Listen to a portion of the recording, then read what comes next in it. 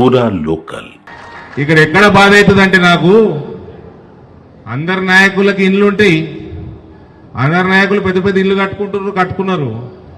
నేను కట్టుకున్నాడు పెద్ద సుతారం కాదు, నేను లేటు కట్టుకున్నా. నేను వచ్చి నేను సంపాదించింది నేను లేదు, పీకింది లేదు, ఇక్కడ పోగొట్టుకునే ఉంటుంది నాది. కానీ నాకు ఎక్కడ బాధ అవుతుంది అంటే నేను ఈ 800 పైచులకు గ్రామాలు ఉంటే నా పార్లమెంట్లో ఎక్కడికన్నా పోతే కేవలం కాషాయ కండువ కప్పుకున్నాడని ఈ ఇల్లు ఇందిరమ్మ ఇల్లు లెక్క ఇల్లు ప్రోగ్రాం పెడుతున్నారు. ఇంతకుముందు డబల్ బెడ్రూమ్ అని వాళ్ళు ప్రోగ్రాం పెడుతున్నారు.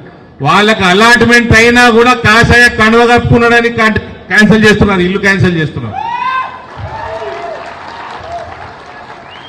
కాబట్టి అటువంటి కాషాయ కార్యకర్తలకి ఎంత సేవ చేసినా తప్పేం లేదు. వాళ్ళ కోసం ప్రభుత్వం తీసుకురావాలి, ఎవడు అయ్య కోసం కాదు, కార్యకర్తల కోసం ప్రభుత్వం తీసుకురావాలి. అరవింద్ ధర్మపురి కోప్పడతాడు అంటే నా మీద కంప్లైంట్లు ఎన్ని ఇస్తారు అనుకున్నారు? నేనట కారు కూడా దిగానట. ఓ పెద్ద మనిషి మాట్లాడుతున్నాడు నాతో, అరవింద్కి ఆరోగ్యన్స్ అంటారు. అరే యాటిట్యూడ్కి ఆరోగ్యన్స్కి ఫరక్ తెలియనోడు నువ్వు ఏం చదువుకున్నారా? నేను మోదీ భక్తుణ్ణి, నేను పొగురుగానే ఉంటా.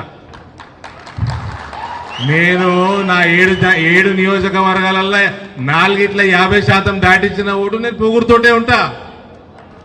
నేను కాషాయం పూసుకొని తిరుగుతున్నా కాబట్టి పొగురుతోటే ఉంటా. నేను ఎవడైతే పార్టీని ఎదగకుండా ఆపుతున్నాడు చూడు, వాడంటే నాకు పడది.